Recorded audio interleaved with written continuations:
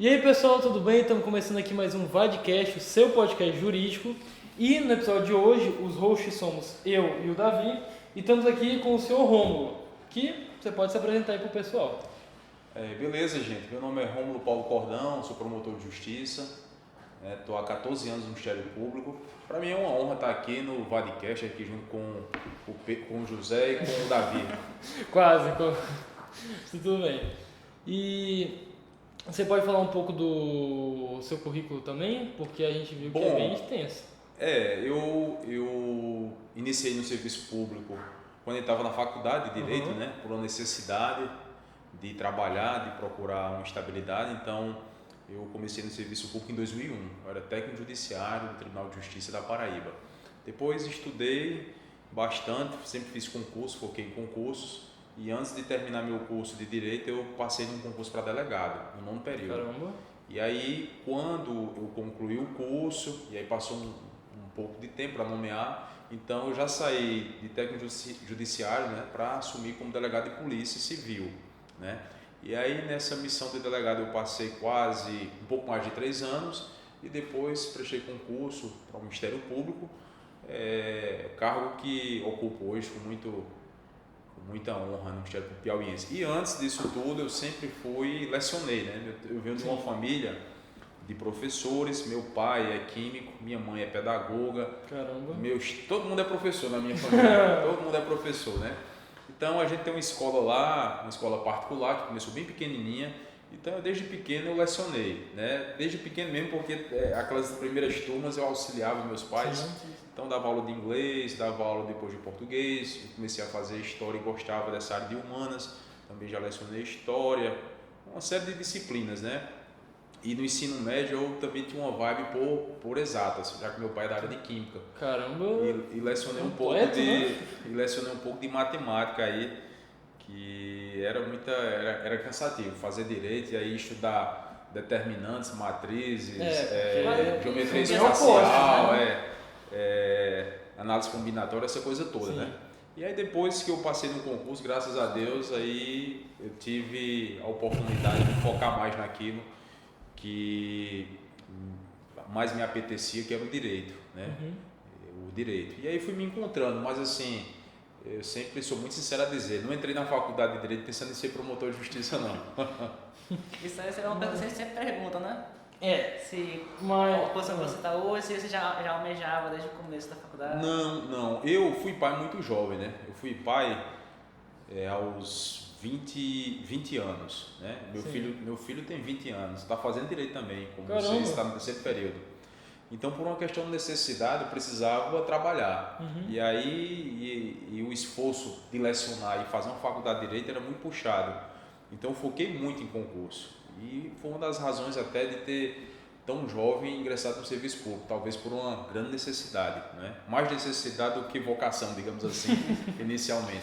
E aí eu comecei, né, jovem, para ter essa estabilidade. E aí foi fluindo, eu comecei a direcionar, a viver, respirar concurso, viver nessa vibe, nesse ambiente de concurseiros, sempre garimpando concurso, acompanhando editais. E aí abracei isso aí e no decorrer disso tudo foi que eu peguei gosto pela carreira do Ministério Público. Caramba!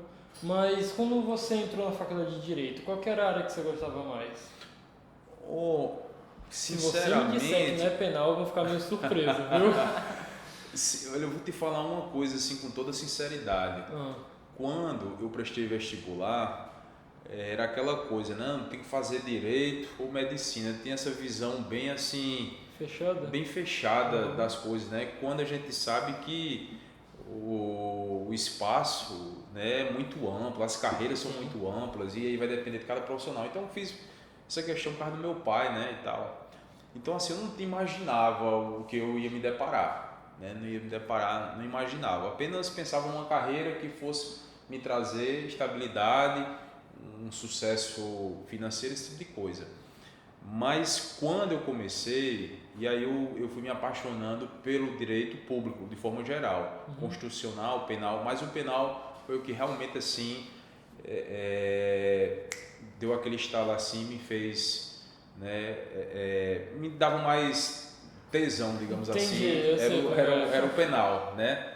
Era o penal. Mas assim, sempre gostei de todas as disciplinas. Só não gostava, nunca gostei de direito trabalhista. Nunca gostou de direito trabalhista? Não, esse direito aí não é comigo não. Mas pelo que você contou, eu até que imaginei que a resposta seria que você gostou mais de tudo, porque já que você falou que dava aula de história, inglês, matemática, caramba, você sempre foi, então, ele sempre foi bem eclético.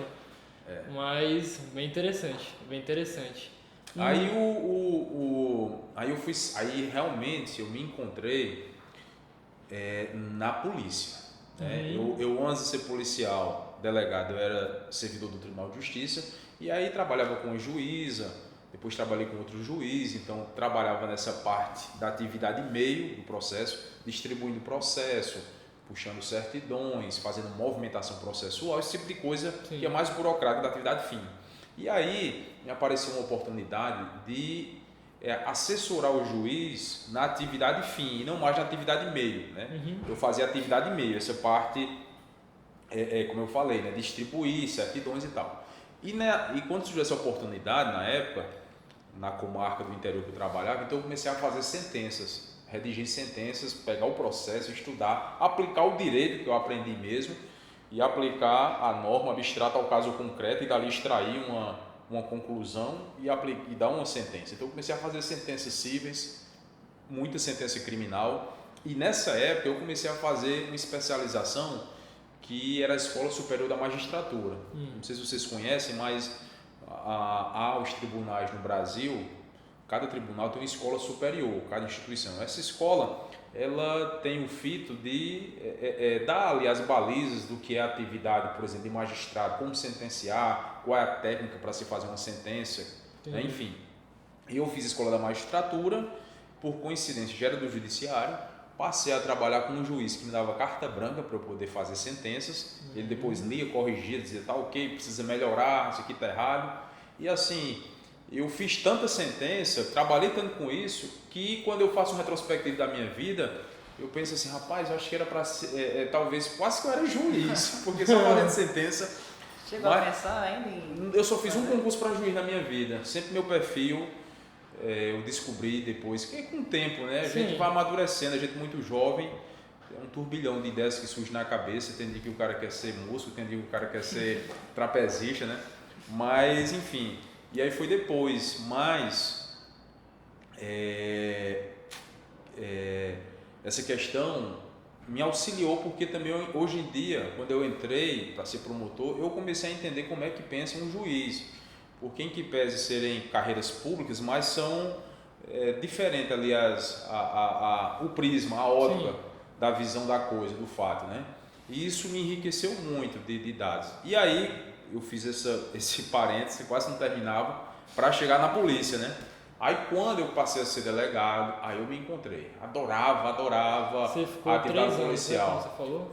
Foram 3 anos e 10 meses. Só que eu era aquele cara muito intenso. Eu ia da adrenalina, ia né? para operações, subia em favelas, tive confronto, questão de assaltar banco, de ir mesmo. E ao mesmo tempo eu gostava também da parte, como se diz, de gabinete. Porque tem aquele delegado que o pessoal critica, que só quer estar de paletó e gravata no ar-condicionado do gabinete, né? E bota os outros para fazer as coisas, né? Eu fazia isso também. Gostava de fazer um inquérito bem feito, de fazer uma representação por uma prisão preventiva, por uma interceptação telefônica bem feita.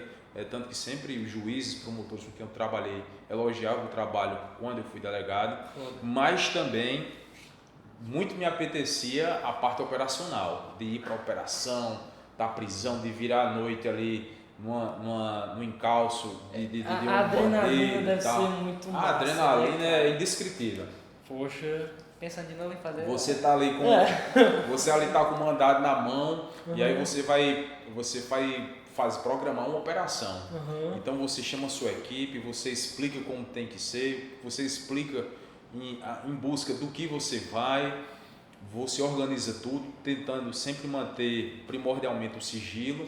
E de madrugada você faz o brief aí de 4 horas da manhã e quando as equipes saem, o sol nascendo, você tá lá chegando lá na casa do alvo, fazendo a busca. Parecendo cena de filme, né? É igualzinho. Na verdade, os filmes se inspiram na vida real, né? Os filmes nos copiam. E aí, eu me apaixonei muito mesmo pela atividade policial, porque eu sempre fui uma pessoa que não gostei muito. Hoje em dia não, a gente vai amadurecendo, mas eu sempre fui averso à questão da rotina. E na polícia não tinha. Eu estava de plantão e de repente dizia: doutor, um local de crime, que foi? 2 homicídios. Aí eu saía daqui, estava programado aqui para estar aqui, mas de repente eu tinha que sair daqui para uma cidade a 200 quilômetros, que eu respondi para uma região um pouco ampla, né? E aí chama o IML para chegar no local, para fazer recolher os cadáveres, chama a perícia científica para fazer o local do crime, isola o local, diz para a PM cuidar do local, vamos começar a entrevistar as primeiras pessoas. Aí naquela hora, por exemplo, surgiu uma suspeita, já ia prendia, e aí quando prendia essa pessoa já ia ouvir, então a gente já entrava o dia na noite, a noite no dia, numa operação, numa investigação, não tem horário, né? Então, meu primeiro dia como delegado, cara, eu não esqueço nunca. Foi meio doido assim. Eu tinha 23 anos, né? Assumi para delegado eu tinha 23 anos. Novo, viu? Era jovem. E aí eu fui na cidade chamada Lagoa Nova. Aí fui à noite lá com 2 policiais que trabalhavam comigo, Josafá e o Cabral na época, e a gente fez aquela operação padrão de noite, uma circulada na viatura, e voltamos para casa, era coisa de 1h da manhã. Quando eu vou chegando em casa, já em Campina Grande, a gente se depara com um acidente. Um cara estava sob efeito de drogas pesadas, e aí deu um cavalo de pau, bateu o carro numa parede, e aí um ficou preso no carro com a cabeça assim para baixo sangrando, o outro, que era o que estava pilotando o carro, fugiu. Tentou fugir, né? A gente chegou e aí fui socorrer o cara lá, o cara todo cheio de sangue, puxei o cara do carro, sujei minha calça toda e tal, e o outro saiu de fininho. Aí a minha equipe disse, o Josafá: doutor, o cara tá fugindo. Aí, não pega lá ele foi lá atrás do cara, o cara já chegou esculachando a polícia, chamando palavrão, e aí a gente foi atender um socorro, acabou atendendo um socorro, prendendo o cara, colocando na viatura, uma confusão. Caramba, do tamanho do mundo, mas sabe? Que louco! Primeiro dia, sabe? Aí quando eu chego em casa, já por volta de 2h da manhã, aí vou dormir, quando umas 3h da manhã, 1 hora depois, liga da central de polícia, né? Eu estava de plantão, já. Não estava de plantão, porque na minha cidade, na cidade interior, então o plantonista tudo é o delegado titular. E aí, um homicídio, lá vai, já vem na época eu não tinha carro, já foi buscar na minha casa o carro que a gente chamava rabecão, que é o carro que pega os cadáveres, né? Entendi. É o carro tumba, né? Chamava rabecão. Ele lá vai para lá, aí lá eu me encontro já com minha equipe lá, e a gente vê lá um cara esfaqueado e tal, e o rabecão pega o cadáver para levar, e a gente já tem a informação de quem esfaqueou e consegue prender essa pessoa. Então consigo prender às 5 da manhã. Então 5 da manhã aí eu já fui amanhecendo o dia e tal, ouvindo essa pessoa, ouvindo testemunha. Meio-dia, ou seja, eu comecei um dia anterior para ir lá fazer uma operação padrão que eu lhe disse de noite, voltei por volta de 1 da manhã. 24 horas. Peguei esse acidente se transformou num caso de polícia, que o cara tinha muita cocaína dentro do carro, e o cara nos desacatou, veio nos agredir, então a gente teve que prender também, e o outro socorrer, depois até morreu. Nossa. E quando eu chego em casa já tem um homicídio e volta por cima do rastro para poder fazer o flagrante e determinar as coisas que tem que determinar, né? Que é isolamento de local, determinar a perícia, mandar o perício. E aí já emenda aí. Mas tirei uma dúvida aqui, pessoal. Isso aí foi as primeiras 24 horas. Mas o resto dos 3 anos foi também assim? Rapaz, grande parte foi. Muita emoção. Meu amigo, mas... E assim, minha equipe era pequena, né? A polícia, infelizmente, sempre foi uma instituição dotada de recursos aquém do necessário. Quando você for no Brasil, você vai ver, falta viatura, o número de policiais sempre é inferior à necessidade. Sim. Que no Piauí a gente vê que, por exemplo, a polícia militar não tem a metade do efetivo que está previsto em lei. Polícia Civil, eles obram um milagre porque 2 policiais, 3 numa cidade de 30, 40 mil habitantes para dar conta de investigar todas as investigações que tem na cidade. Geralmente as viaturas que tem estão sucateadas, não estão? Muitas vezes. Então lá eu convivi com falta de estrutura muito grande. Então, para começar, inicialmente tinha uma viatura que a gente tinha que toda semana mandar arremedar o pneu que furava, colocar uma bateria, depois veio uma nova, mas o efetivo diminuto. Então era delegado, mas era o delegado que ia para a rua, para a operação, que ia para a rua na hora de prender, porque tinha o número era insuficiente, então eu ia prender também, algemar. Eu lembro uma vez quando a gente não tinha viatura, isso também é uma coisa que quando você fala, que eu e o Marcelo era o escrivão, meu escrivão à época, que hoje em dia, depois que ele me conheceu e incentivou ele a fazer direito, fez direito, depois disso ele passou, hoje em dia ele é delegado em Pernambuco. Caramba, é delegado, Marcelo, Francisco Marcelo, grande amigo.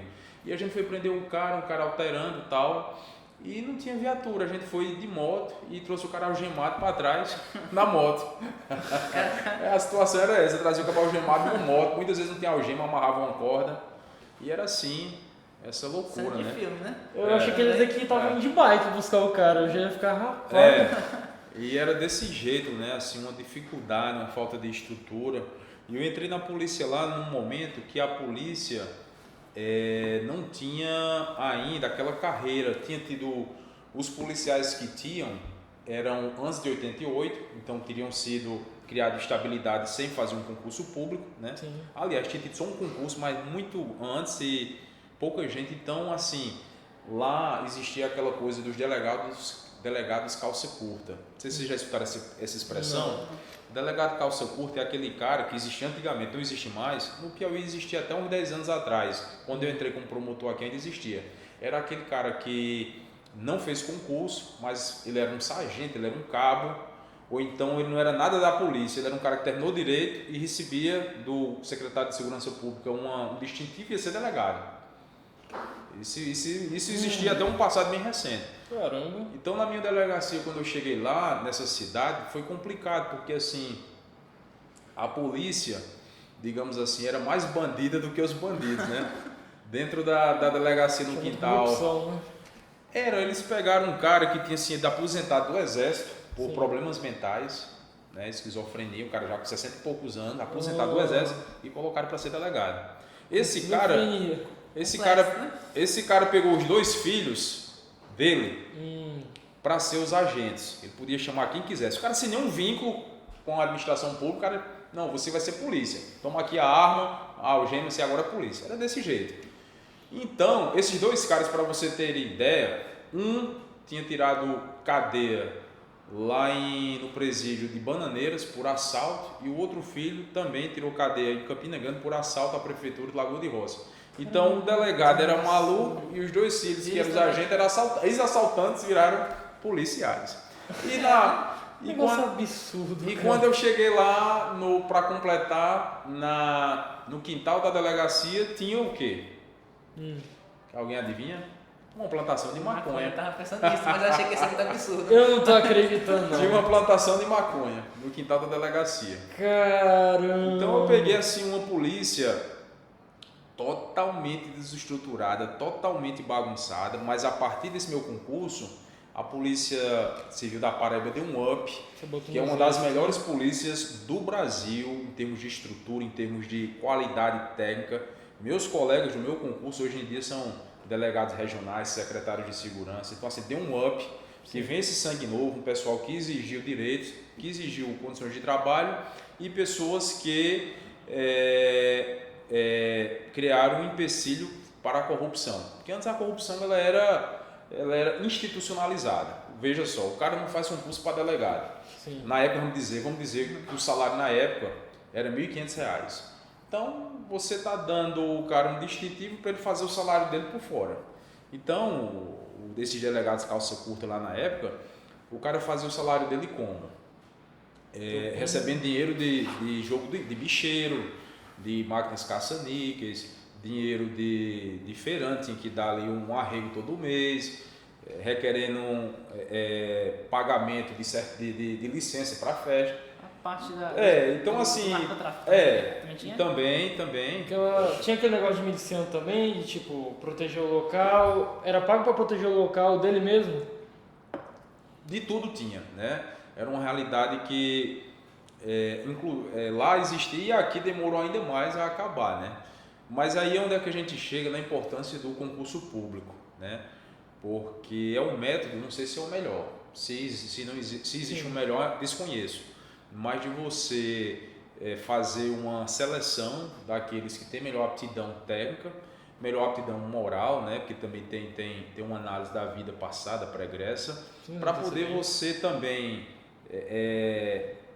distribuir esses cargos democraticamente, porque aí eu não vou colocar você para trabalhar lá porque você votou em mim, eu sou político, porque você tem nem porque é da família, né? É da família, você tem você tem um contato com alguém. Injusto. Então, assim, o concurso público ele é muito importante, né? Evidentemente que há algumas arestas, algumas mazelas que não deixam de existir, porque são humanos que estão ali e nós humanos somos falhos. Alguns fazem questão de falhar muito mais, né?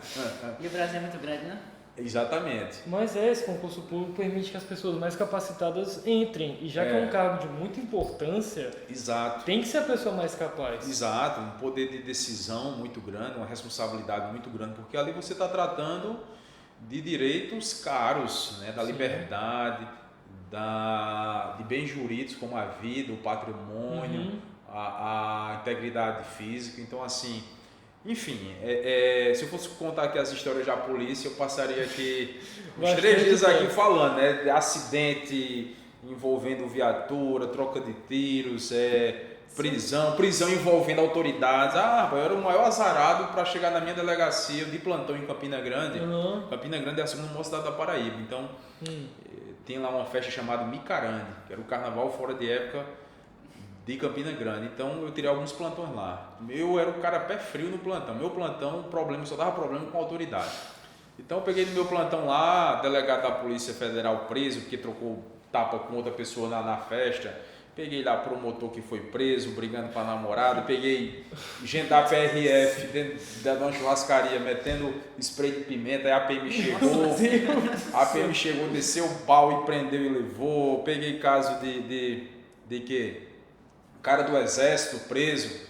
Então tudo quanto era pepino nos meus plantões eu peguei. Mas ficava te esperando. Peguei prisão lá de delegado da Polícia Federal, da agente da PRF, gente do exército, promotor de justiça. Outro caso de um juiz que se meteu numa confusão.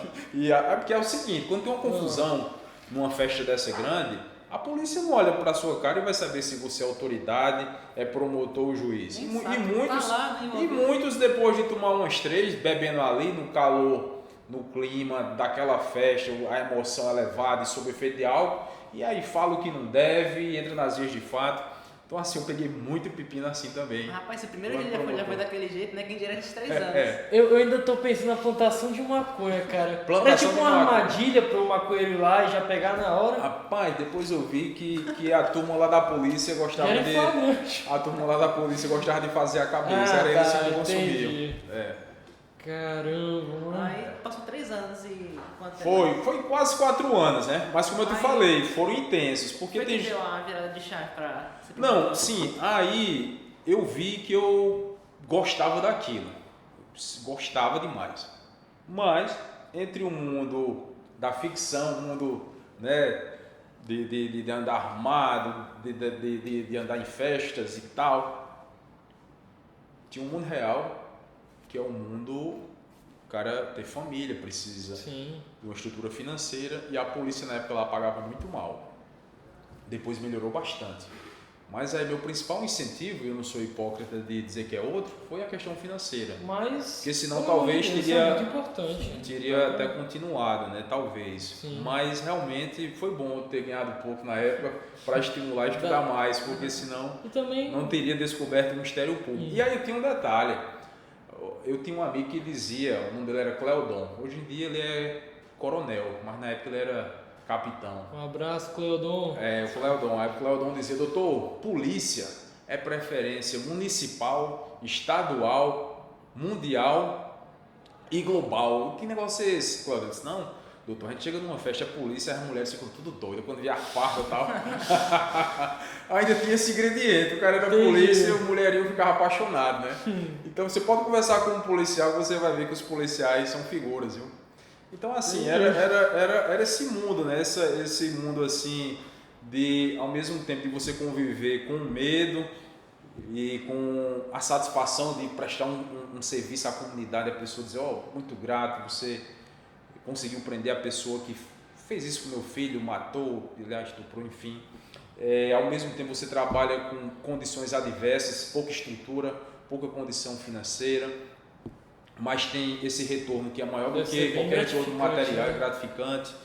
Você é submetido a todo instante a situações de estresse. Por isso quem não é policial e vê a coisa bonitinha assim na TV, diz, isso é um absurdo que a polícia fez. Ele não sabe o que é você estar colocado dentro de uma situação de estresse, onde você tem lá o bandido armado, drogado, destemperado, na sua cabeça, destemperado, atirando, o que você pede para parar e ele vem, ele pensa que é o incrível Hulk, que é o homem de aço, vem para frente. E você está numa situação ali que você tem milésimos de segundo para tomar uma decisão. Porque se você não tomar decisão rapidamente, ele pode lhe matar. Ele mata você com sua arma. Então vejam. Tem outras consequências ainda mais graves do que a prisão dele. Exatamente. Então vejam que o trabalho policial é um trabalho assim que deve ser respeitado e reconhecido, porque ele é muito melindroso. Você trabalha em condições adversas, ninguém chama um policial para ir para sua casa comer uma feijoada. Ninguém chama um policial para não estar bem, né, cara? Você chama pra, sempre quando deu alguma chama para confusão, né? Sempre quando deu alguma notadamente a PM, a grande PM, né? A briosa PM. Então assim, aí você vai, já vi, eu trabalhei, pronto, outro dado da minha carreira, eu passei 2 meses trabalhando como delegado sem ter uma arma.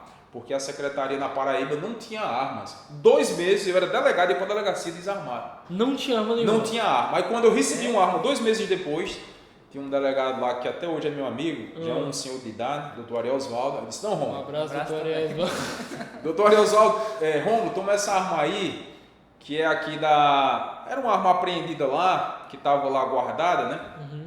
Lembro como hoje, um 38. Ainda foi apreendido. Marca Rossi, ano 1993. Aí ele disse, Martins, procura aí no depósito um 38 aí mais ou menos aí, para dar aqui pro doutor, aí dá uma limpada. Aí ele me deu aquele 38 meio enferrujado, aí o Martins deu uma limpada e tal. Depois em casa eu dei uma polida, né? Sim. Aí me deu esse 38 com 6 munições, as 6 munições recarregadas. No dia que eu fui testar, tirar, 4 funcionaram e 2 não. É porque sabe qual é o problema de recarregar a munição? Sabe não, né? Não, você recarrega para você fazer treino, porque a munição original para treinar é muito cara. Então, a munição que me deram era de treino. Só que essa de treino, ela não se garante, né? Ela não foi produzida pelo fabricante. É um armeiro que faz ali. Então, vejam, eu entrei na polícia nessas condições. O policial trabalha nessas condições muitas vezes. E quem não sabe o que é o trabalho policial, chega ali só para apontar o dedo. Evidentemente que eu não vou aqui jamais afastar a possibilidade que existem policiais que trabalham de forma errada, que abusam, que são corruptos, mas isso é uma imensa minoria, é uma minoria. A imensa maioria trabalha de forma correta, de forma, eu creio nisso e eu vejo isso no dia a dia. Até porque infelizmente, a polícia naquele estado dela. Exato. Agora, infelizmente, o que ganha os holofotes da imprensa é esses casos, digamos assim, essas exceções, né? Sim. Na imprensa jamais vai ser... É como acidente de avião, né? Acontece um por ano, parece que acontece 100, só acontece um. Jamais na imprensa vai ganhar manchete, o cachorro fez xixi no poste. Agora no dia que o poste fizer xixi no cachorro, aí já vai ser matéria, né? Tá na primeira página. Né? Aí assim, eu faço aqui esse adendo para dizer, para reconhecer, né, a importância desses profissionais que estão muito ligados à área jurídica, muitos são da área jurídica, né, e que tem essa missão espinhosa, mas ao mesmo tempo uma missão assim louvável, né, que a sociedade precisa, que são as pessoas que têm a coragem, que policial todo mundo pode ser, basta você passar num concurso, vai receber lá. Sim. Mas tem o policial que tem a vocação, que ele nasceu para aquilo. Eu trabalhava com um policial, o maior policial que eu já vi na minha vida até hoje, chamado Cabral, Marcos Cabral. Pode mandar um alô para ele, que ele é top. Um abraço, Marcos Cabral. E o Cabral, cara, ele era daqueles caras que ele ia sozinho assim numa diligência e prendia 3 caras. Ele era um cara assim, já era louco. Bruto, né? Faixa preta, 4º dan de karatê. Na época ele tinha uns 50 e poucos anos, hoje deve ter uns 60 e poucos, mas, rapaz, o cara é uma baraúna, né? Uma máquina, né? Como diz na minha terra, pau de dar em doido. E o Cabral, assim, o cara tem vocação e tem gente que não tem. E esses que não tem, muitas vezes, é quem tira o elan, tira a vontade de trabalhar dos que tem. Porque num ambiente onde tem muita gente motivada, mas chega um desmotivado, que é sempre aquela coisa negativa. É o que contamina todo mundo. É o que contamina todo mundo. Então, assim, sobre o que você estava falando, sobre esses policiais corruptos mancharem a imagem dos que não são, para variar o justo pagando pelo pecador, o que mais ocorre geralmente. Exato, é isso aí. Mas a gente deve separar, né, o joio do trigo.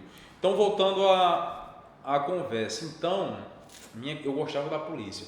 Isso aí é um fato incontrovérsia. Sempre adorei a polícia.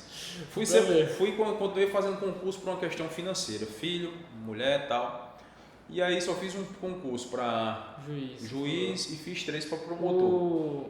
Para juiz, eu gostaria de perguntar, não deu certo se não quis? Não, o de juiz, rapaz, foi uma novela, foi em Palmas, eu estudando e tal, me sacrificando, 2 dias de ônibus para chegar em Palmas. Quando cheguei lá, o concurso foi anulado. Um representante da UAB subtraiu uma prova lá, e aí cheguei lá, o concurso foi anulado. Aí esse concurso foi remarcado, aí perdi aquele pique. Quando fui fazer depois o concurso, não deu certo.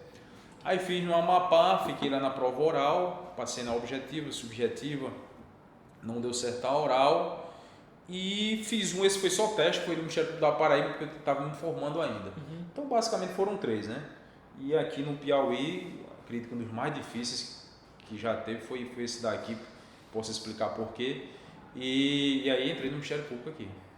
Bem, aproveitando o gancho, explica o porquê. Rapaz, foi o seguinte, nosso concurso aqui de promotor, hoje em dia os concursos, normalmente eles chamam uma banca dessas bancas de grife, né? SESC, UNB, SESC Gran Rio. Então assim, são boas, né? Trazem aquelas pessoas ali. Mas a minha foi a banca do Ministério Público do Rio Grande do Sul. Na época, era um Ministério Público que tinha aquelas teses mais evoluídas, mais à frente, digamos assim. Os Sudeste são conhecidos por isso, né? Exatamente. A jurisprudência de lá. Então, nosso concurso foi massacrante. A gente teve uma prova objetiva, então foram 3.600 inscritos, aproximadamente. Então, só passavam na primeira fase 100 e quem empatasse com 100º. Então, fomos para a segunda fase 113. Né? Passaram 113. 13 que empataram lá com 100º. A segunda fase só passavam 50.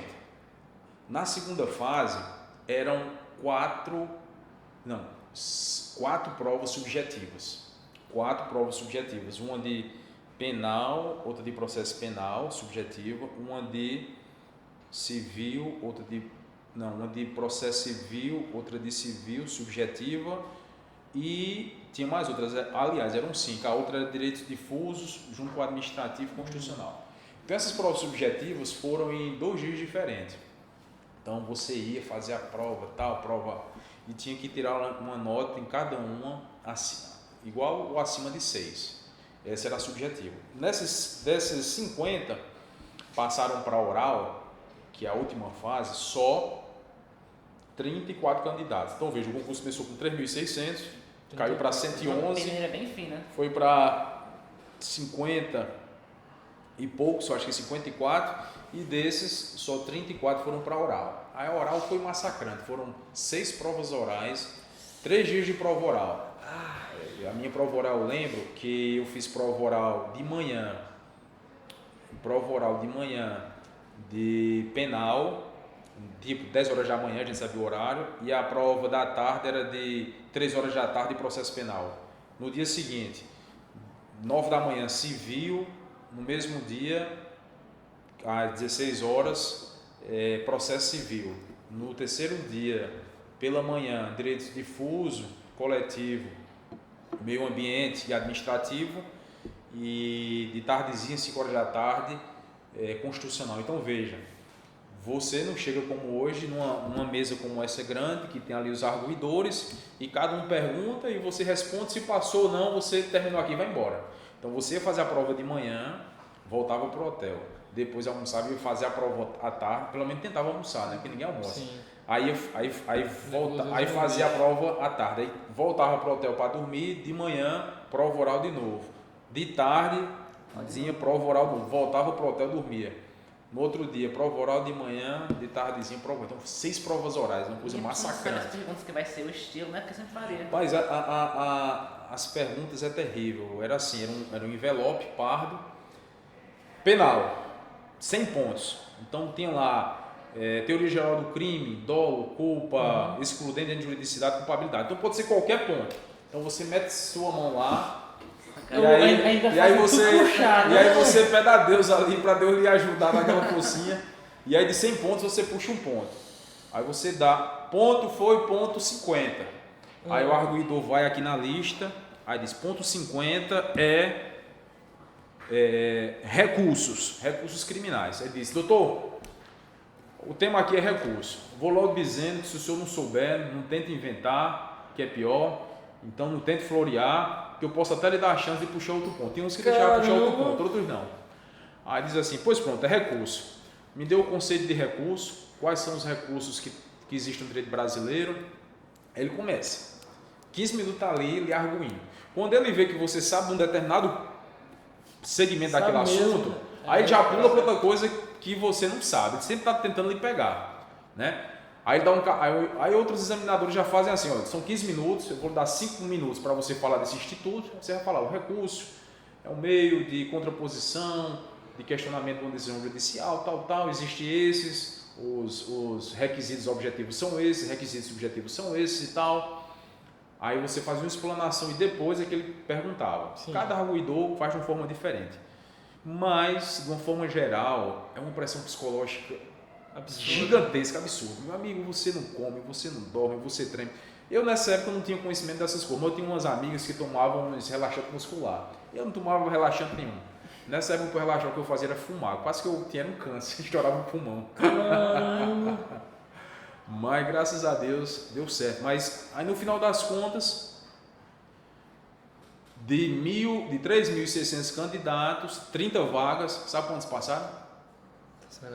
14. Sobraram 16 vagas ainda. Porque os caras só queriam quem fosse bom mesmo, né? Rapaz, um negócio assim louco, que é tanto que a turma do meu concurso é muito boa, né? Mas assim, eu não sei se isso também é a melhor forma de se fazer, porque teve muita gente boa também que foi reprovada em alguma coisa. Porque esse negócio de pressão e nervosismo, por mais que a pessoa saiba o assunto ou coisa do tipo, isso mata a pessoa, cara. É violento.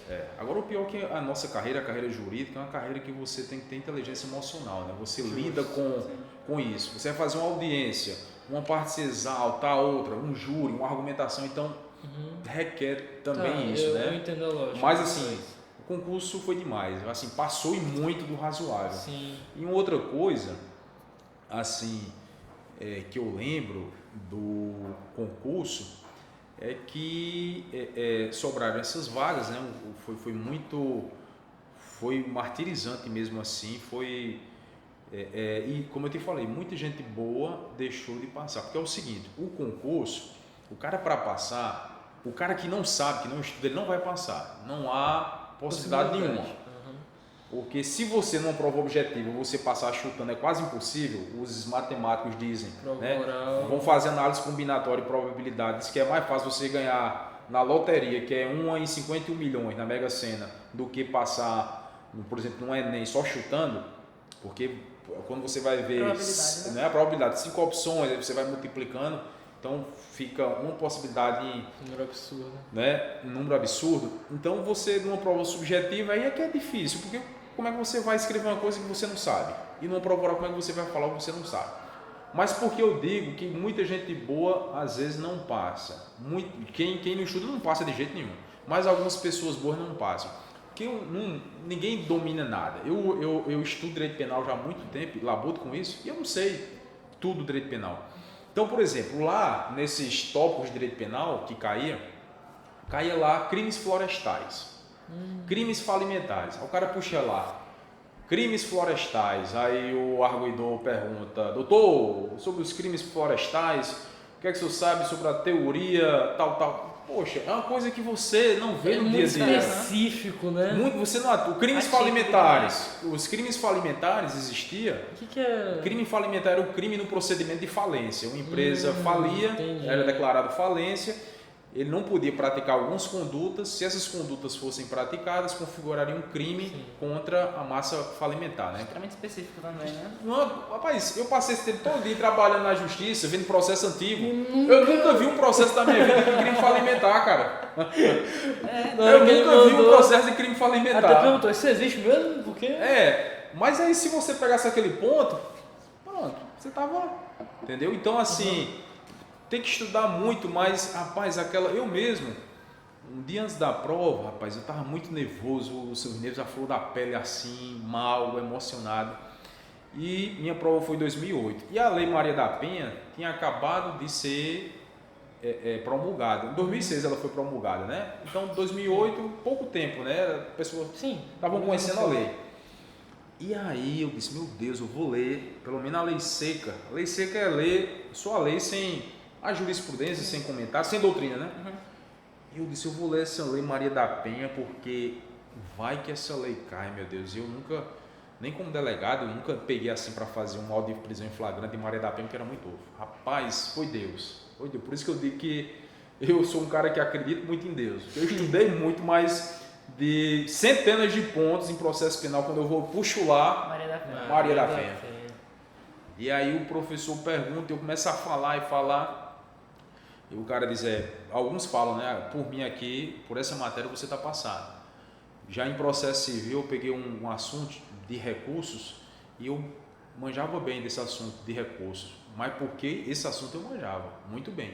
Mas outros de processo civil, se caísse, estava morto e sepultado. Isso aí é outro ponto, né? Porque às vezes a gente pegar as outras. Aí eu terminei, falei, fui arguído, professor muito famoso, ele tem livros escritos, pós-doutorado, ele é conhecido no Brasil e no mundo, que é o Alexandre Metidiero, que escreve com o doutor Guilherme Marinoni. Vocês vão estudar isso em processo civil. Quando terminei a prova de processo civil, o cara disse, rapaz, o que é que você faz? Eu sou delegado. Eu disse, rapaz, você manja bem de processo civil para ser delegado, porque delegado atua na área criminal, né? E eu pensei, meu amigo, manjo nada, foi sorte de cair isso aqui. Cara, mas o que eu fiquei pensando foi que eles são cruéis, né? Porque eles fazem tu pegar a arma que vai te dar um tiro, porque é tu que escolhe o papel, né? Exatamente. É cruel, isso é cruel. E tem muitos que dizem, ó, tem uns que você puxa só o ponto e fala. Não dão espaço para você tentar uma segunda chance. Sim. E tem outros que dizem, ó, se não souber, não vem inventar. Eu lhe dou a chance de você tentar a sorte mais uma vez. Então, assim, é muito papo reto. Você está falando com um cara que é doutor no assunto, que estuda só aqui, tem livro publicado. Então, você não vai dar uma despertalhão de querer enganar. Eu acho que isso de puxar outro ponto é bem humano, né? Pelo amor de Deus. Tantos assuntos, não é possível que a pessoa saiba tudo. Acho que dar uma segunda chance é o mínimo, né, cara? Então, assim, hoje em dia, você falou em humanizar, os concursos estão mais humanizados. Que bom, que bom. Mas aí, hoje em dia, faz a prova oral num dia só, toda a banca assim, você argui de uma vez só, por cada um ali tantos minutos. Nossa, melhorou bastante. Melhorou, então. Mas a minha época foi terrível. Barra pesada, né? Não, barra pesada, era punk. Caramba, o que fazer? Você já pensou na parte da advocacia?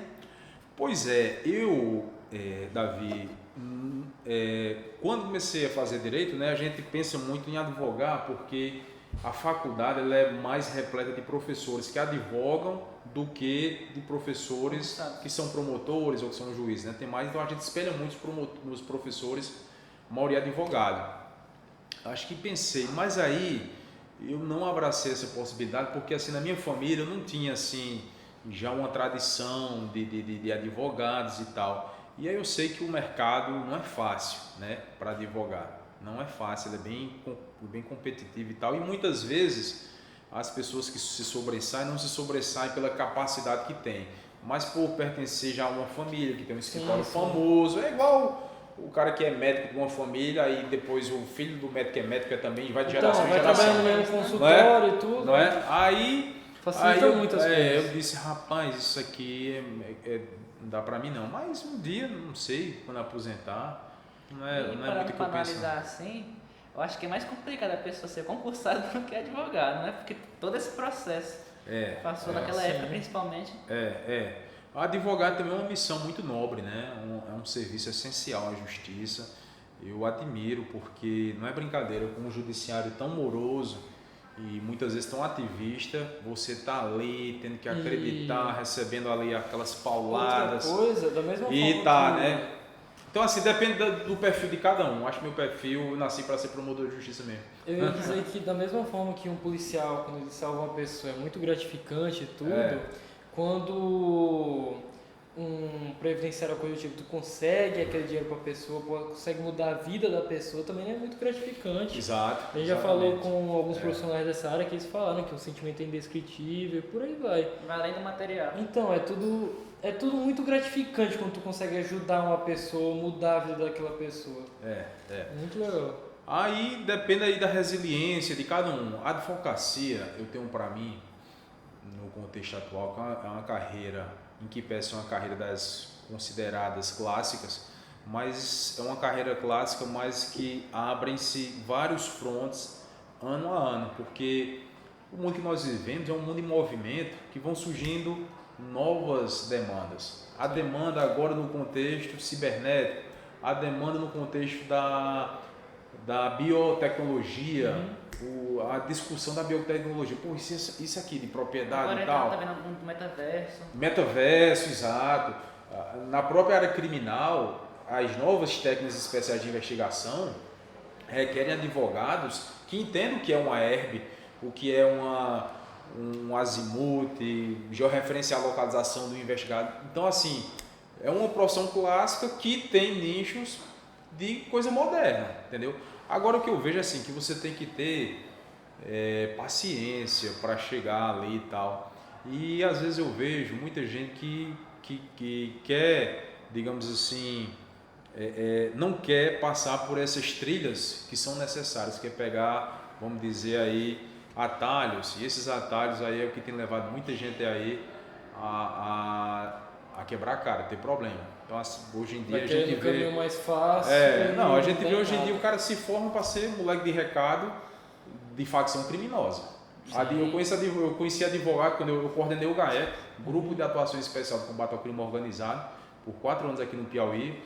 Fui responsável por mais de 30 operações, fiz muitas operações, vocês vão pesquisar, vão ver isso. E tinha um advogado que era contratado de uma facção e ele estava, a advogada no caso, estava todo dia no presídio. Mas por que essa advogada está todo dia? Ia lá para levar maçã, pera, roupas limpas para o preso, se passando por isso. Para trazer recado de facção e levar recado da facção. Né? Então esses que não querem estudar e querem ter um sucesso profissional, um retorno financeiro imediato, muitos partem para isso aí. E a possibilidade aí de depois quebrar a cara e se arrepender é grande. Perigoso, né? Com certeza. Quantos não foram mortos por conta de envolvimento disso? Reflitam aí, inclusive aqui na região. Sim. Não é? Falar nisso, entrando nesse ponto aqui com o senhor, facção, certo? É um negócio que eu estou escutando muito falar em Parnaíba e tudo. Você pode falar um pouco sobre esse assunto? Pois é, as facções criminosas é um fenômeno relativamente novo no Brasil. A primeira facção que surgiu foi o Comando Vermelho na década de 70, no Rio de Janeiro. Sim. Lá no Rio de Janeiro tem uma ilha, chama-se a Ilha do Governador, que nessa ilha era um cárcere de presos políticos. Muito antes, 1700 e pouco, foi um entreposto que quando os navios iam atracar no rio, ali era um entreposto que fazia a cobrança de impostos e tal. Depois, essa estrutura se transformou num ergástulo, né? numa casa de custódia, numa prisão. Entendi. E ali, inicialmente, foram enviados presos políticos. Na época de Getúlio Vargas, década de 30, da ditadura Vargas, os presos políticos iam para lá. Depois ela foi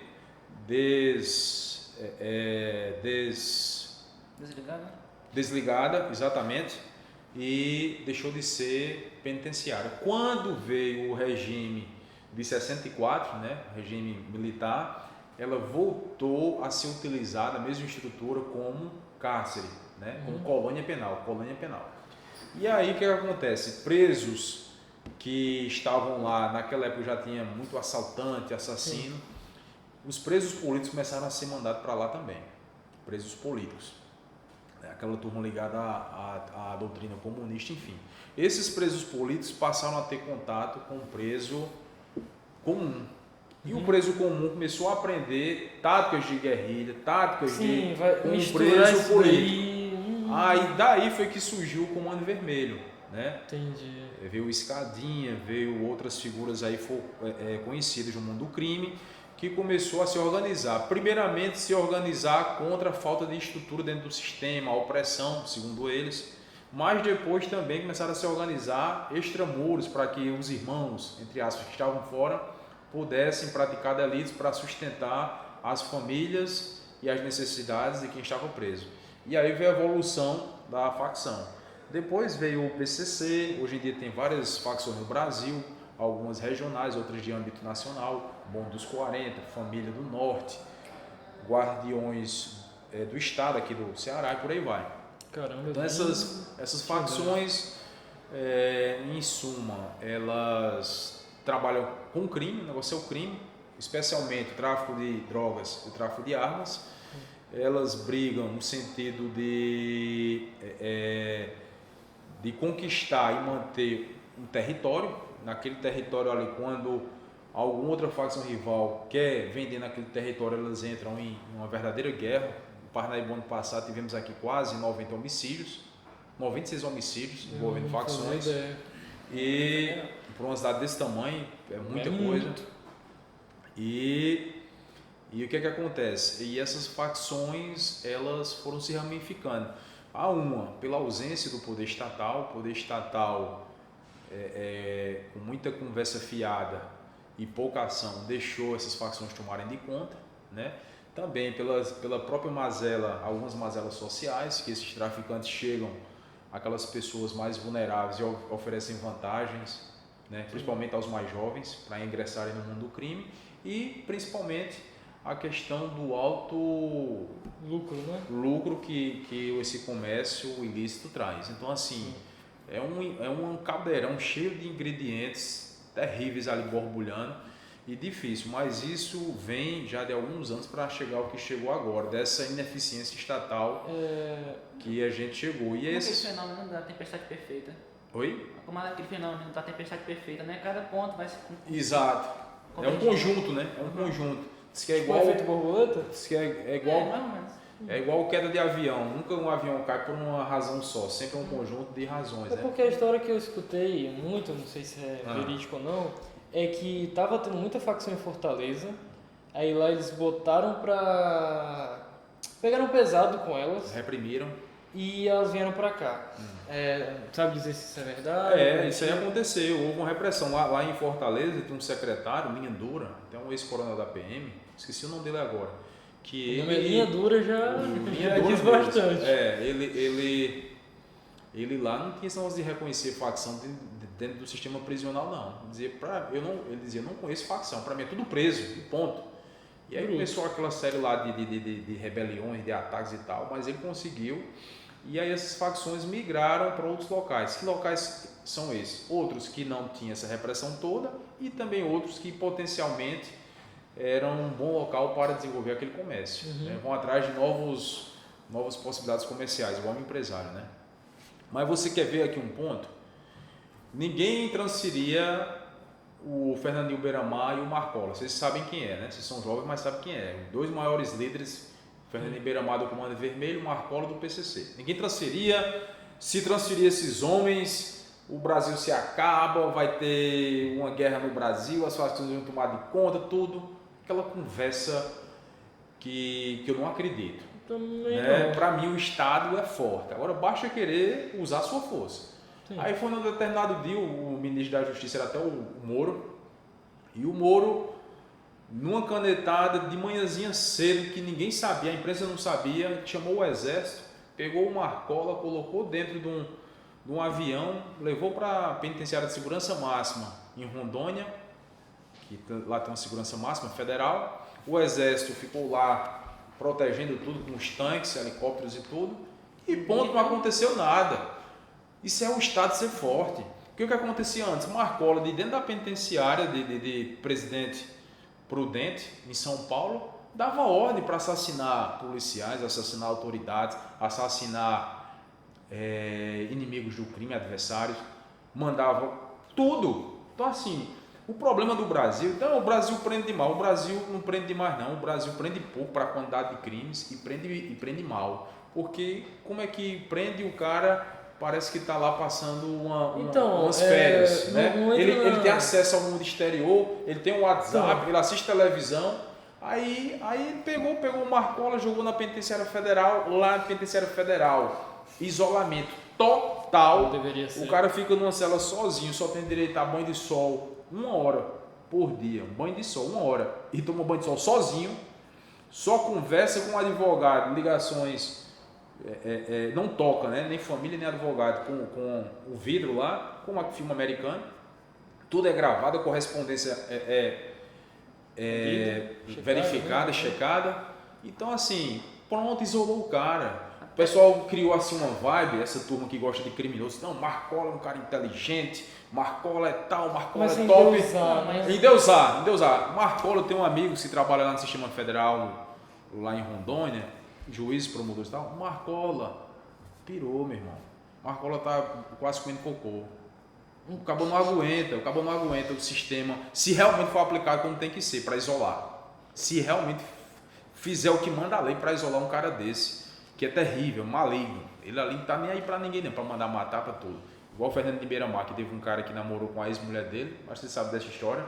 Um cara estudando, igual vocês, ficou com ela em uma balada, você nem sabia de que era mulher, depois os caras foram lá e torturaram o cara e mataram. Então, assim, coisa absurda. Então, tudo isso aconteceu porque o Estado foi muito leniente, né? Com essa ideologia de que bandido é vítima da sociedade, a sociedade é opressora, de que o bandido é um coitadinho que não teve oportunidade. E mesmo que seja, isso não vai isolar o fato de que ele cometeu o crime. E que merece punição. Entendeu? E aí criou esse viés, e esse viés acabou se tornando até política pública. Então, por exemplo, não se criam mais vagas no sistema penitenciário brasileiro há não sei quantos anos. Diz que está superlotado as penitenciárias. Claro, se não criam vagas, as vagas estão diminuindo, porque os presídios vão sendo sucateados e vão sendo fechados. Nós temos no Brasil, não sei se vocês sabem disso, uma média de 60 mil homicídios por ano. 60 mil, meu amigo. Nem numa guerra tem isso. A gente chegou no auge em 2017, 74 mil homicídios. Esse ano passado caiu para 54 mil. Desses 60 mil homicídios, que é a média, você sabe quantos a polícia consegue desvendar a autoria? Eu só chuto que seja minoria. 5%. Nossa. Então, de 60 mil homicídios, 5% dá 3 mil. Chega numa autoria. Desses 5%, sabe quantos são punidos? 2%.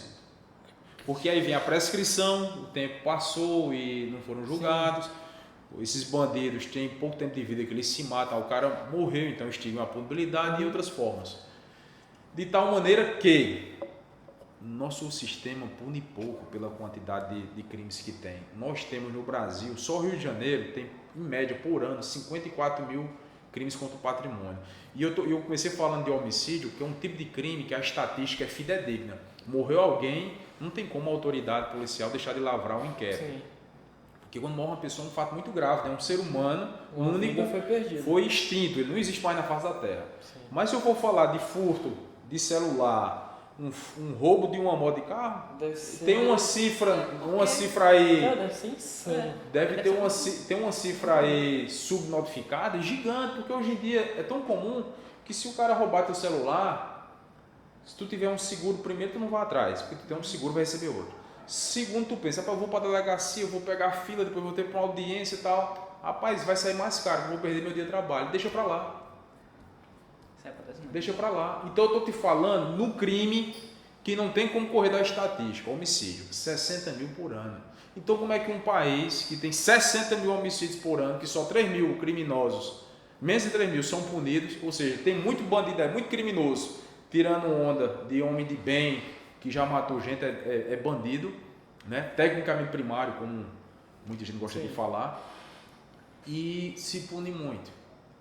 E aí você vai ver outras absurdos que tem na lei, que aí são inúmeros. Por exemplo, progressão de regime. Se fazer progressão de regime só existe no Brasil, na Espanha e em mais outro país que agora eu não lembro. Brasil, Espanha e Argentina.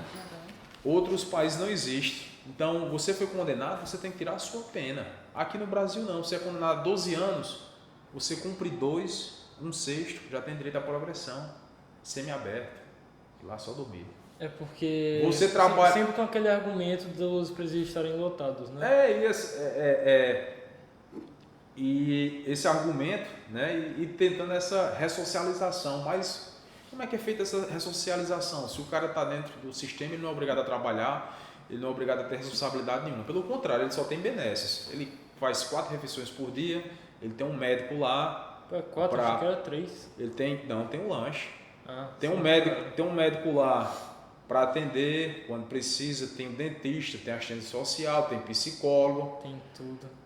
Tem um auxílio reclusão quando sai, se o cara recolhia. A família vai lá visitar, tem até direito à visita íntima, que em outros países o pessoal faz rir. Visita íntima, como é que é o negócio? Visita íntima? Só no Brasil para ter isso. Tem umas coisas que são muito absurdas. Então como é que nosso país pune, cara? Pune não. Aí fica essa falácia de quem não conhece os dados, de quem não estuda e também de quem conhece, mas fala para defender uma bandeira ideológica, dizer o Brasil só prende preto e pobre. Mentira. Vá no sistema penitenciário aqui, para mim preto, negro, quando falo em negro eu lembro daquela turma ali da África ou daqui da Bahia, pessoas de pele escura, da cor dessa minha camisa. Da minha cor é parda, eu sou pardo, né? Então o Brasil, a maioria é parda, nós somos fruto de quê? De uma miscigenação do europeu com o índio, com o negro que veio como escravo. Então, no sistema penitenciário, a maioria não é negra, a maioria é pardo. E essa maioria parda reflete a maioria da população, não é parda? As pessoas que são vítimas, não, mas só tem pobre. As pessoas que são vítimas desses crimes são justamente pessoas pobres também. São pessoas que não andam em carro blindado, não andam de helicóptero, não moram em condomínio fechado, nada disso. Então, quem mais sofre com o crime é a própria pobreza, as pessoas de bem que acordam cedo para pegar um ônibus, 4 horas da manhã, 2 horas dentro do ônibus cheio, lotado, chega no trabalho, rala, almoça no trabalho sem almoçar com seus filhos, sua esposa, depois volta 2 horas de ônibus, chega em casa para fazer a comida, para no outro dia levar a marmita para o trabalho, pagar um salário mínimo, com esse salário comer, vestir, pagar aluguel, pagar remédio, para tudo. Aí vem um bandido que está na mesma condição, mas não quer fazer nada, ele quer só simplesmente meter o revólver, faz isso 5 vezes no dia e tirar o que tu tem e viver de boa. Aí tem gente que acha que isso é normal. Tem gente que acha que isso é simplesmente uma questão social. Esquecem que nós, como seres humanos, os únicos dotados de uma coisa que Deus deu a gente, chamada livre-arbítrio, nenhum animal tem livre-arbítrio, né? Só nós temos o livre-arbítrio. O leão, ele não tem como, de um dia para a noite, dizer agora eu vou ser vegano e comer só cenoura. Nem o passarinho, do dia para a noite, decide atravessar a rua caminhando ao invés de voar. Mas nós temos o livre-arbítrio. Então, quando alguém pratica um crime, é uma questão de decisão. Praticou porque quis. Não, eu pratiquei porque o cara não quer trabalhar, o cara quer ostentar um padrão de vida elevado, ele quer ter... Mas procurar o caminho correto, que é mais duro, mas é um caminho digno, que é o trabalho, alguns não querem, mas a grande maioria quer. E a grande maioria, imensa, que são cidadãos de bem, é refém dessa escória, dessa pequena minoria que quer esculachar todo mundo e que tem alguns que acham que são simplesmente vítimas da sociedade. O maior problema da argumentação que eu vejo é porque eles veem muito na parte do preto e no branco, sendo que não é, né? Tem as várias óticas, tem os motivos, tem as consequências do crime, sendo que não é muito levado em consideração. O César Beccaria, no livro dele dos Delitos e das Penas, ele toca muito no ponto que a impunidade é um negócio muito sério. Porque ela gera um mal absurdo quando ela ocorre. Você falou pronto, você puxou o Beccaria.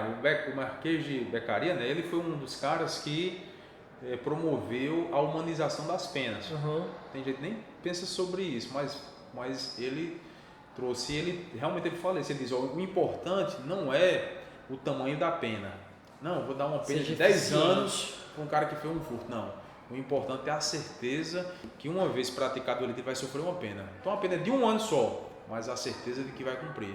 No Brasil as penas são, digamos assim, altas, mas a certeza que não vai cumprir é maior ainda, porque o cara tem direito à progressão. Essa certeza motiva.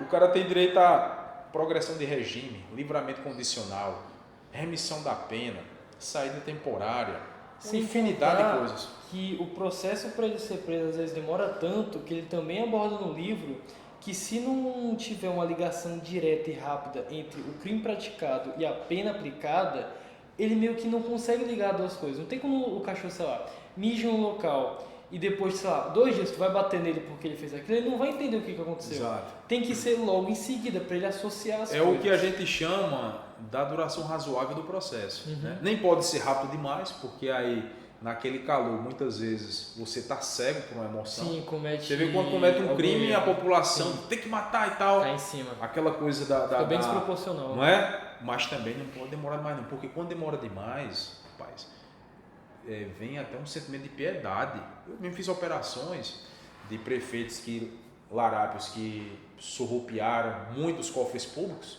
que o cabo já tinha torrado todo o dinheiro, com amantes, com festa, com tudo, e quando você repreendeu o cara não tem mais nada, diz, rapaz, esse cabo roubou, não tem mais nada, entendeu? Vem até um sentimento assim, então realmente tem que ter o time. O tempo é um ingrediente fundamental no direito.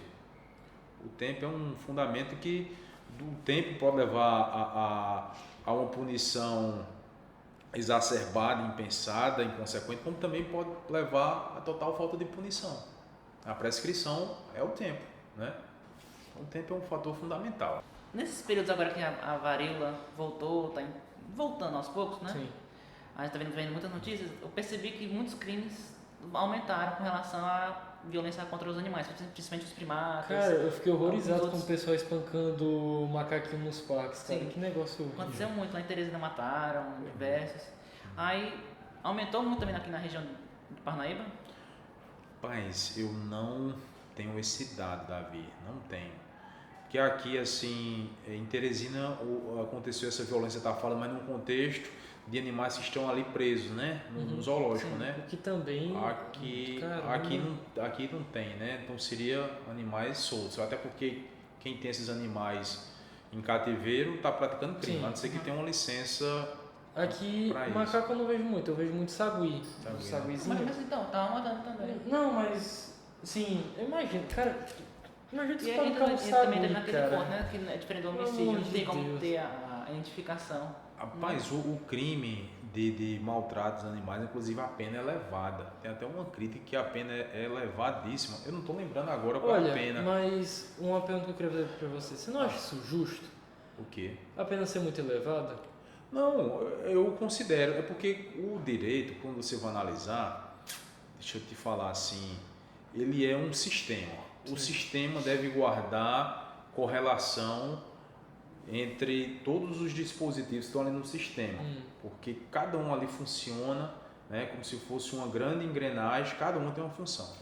Então, quando você... E isso acontece muito porque o legislador brasileiro ele não é muito técnico e ele é levado a tomar decisões, muitas vezes, no calor de algum acontecimento. Então, assim, por exemplo, você matar um animal, tem uma pena lá. Mas, ao mesmo tempo, se você pratica um homicídio culposo, a pena é de 1 a 3 anos. Uma pessoa que morreu. Mesmo que culposamente. Entendeu? Então, assim, tem alguns crimes que são praticados, o legislador querendo combater aquilo ali, acaba assim pesando muito na mão. Não porque quando você compara com outros bens jurídicos, como a própria vida humana, se você for ver em determinados casos, aquela punição está sendo muito mais amplificada do que em relação a outros casos, entendeu? E aí você tem que ter essa visão conglobante do Código Penal. Por exemplo, eu ia citar um caso em relação a animais que agora eu esqueci. Eu acredito que essa questão aí também tem que passar muito pela educação, né? Pelo sentimento humano de cada um, da sua responsabilidade, né? Você fazer isso com um animal indefeso. Eu tinha visto agora, esses dias, um vídeo que tinha viralizado, o sujeito espancou um tamanho da bandeira e colocou como se estivesse mordendo. Ele só que tamanho não tem dente, né? Como se estivesse atacando o sujeito e os caras agredindo o animal. Sendo que ele já tinha sido espancado. Sim. Só pra poder Então, viralizar. mas, Viralizou. cara, uma pessoa que espanca um animal, ela é doente, cara. Não, pra mim não tem outro argumento além da pessoa ser doente, porque... É ruindade. Então, Ruindade cara, mesmo. é porque eu não vejo um argumento lógico que é pra doente tu não, fazer porque senão isso. em vez de cadeia ele vai querer um tratamento pago pelo Estado. Esse doente não foi no ponto de investir em eu tratamento, entendo. porque, caramba, É um desrespeito ao bem jurídico alheio, né? Então, Sendo que também, entrando no mundo jurídico, é um patrimônio nacional, porque é um animal que é ameaçado de extinção. e o que pega muito pra mim é ele ser totalmente inocente, cara. Ele não é mal, ele não tem essa maldade que a gente tem, então... eu fico muito indignado quando eu falo desse tema, porque me pega bastante. Você vê, por exemplo, esses pets, né? Tem gente que inventa de criar um animal desse, né? E vai ali impingir um sofrimento, é lamentável, né? Um ser humano com essa cabeça, né? Com relação à pandemia, muito da parte da advocacia mudou. E como é que foi nessa parte da promotoria? Boa pergunta, nós nos ressignificamos, né? A gente fazia muita audiência presencial, hoje em dia, pela ferramenta que nós temos à disposição, a gente faz a audiência virtual, eu faço a audiência da minha casa, todos os dias, muita audiência, e isso de uma certa forma trouxe uma coisa positiva, que a gente está conseguindo trabalhar de forma mais eficiente, porque antes você marcava uma audiência no fórum criminal, aí lá vem a penitenciária com escolta, trazer um preso no carro, da penitenciária para o fórum, aí o advogado se deslocar, o promotor, o juiz, aí muitas vezes alguém atrasava, a penitenciária deu problema e tal. Muitas coisas de certa forma, né? Então assim, todos os atores teriam que estar alinhados e dar tudo certo ali para aquilo. Na virtual, meio que cada um está no seu lugar, o preso não tem que sair, é só ter uma câmera lá, né?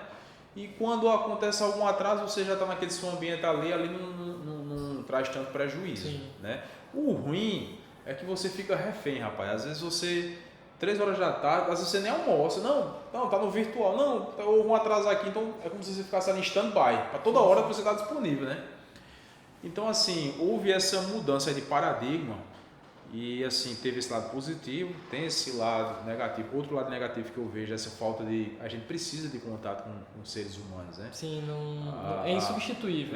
Esse contato... O tribunal do júri, ele ficou... As audiências... O tribunal do júri ficou suspenso um tempo, nós voltamos, o tribunal do júri tem que ser presencial.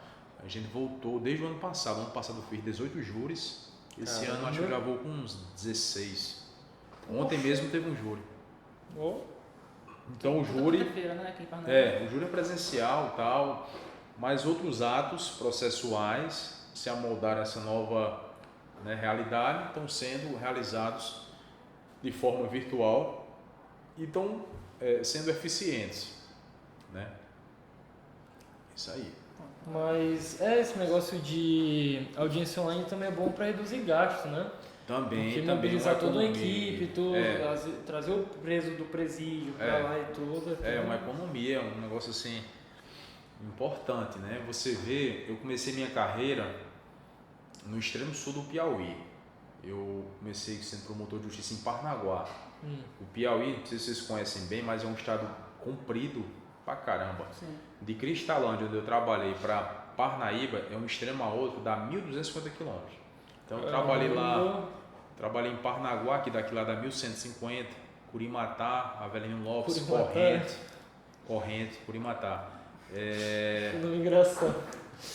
Cristalândia. De Bom Jesus para baixo eu trabalhei em todas. Então assim, cara, uma distância de um município para esse, uma comarca para outra, de 50, tem uma cidade de uma para outra 90 quilômetros. Caramba.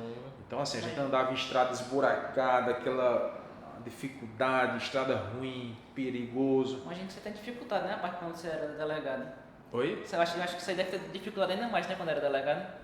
Como promotor? Não, na delegacia. Se eu tive mais dificuldade do que Sim, com essa questão da distância? Não, com promotor já foram outros desafios, né?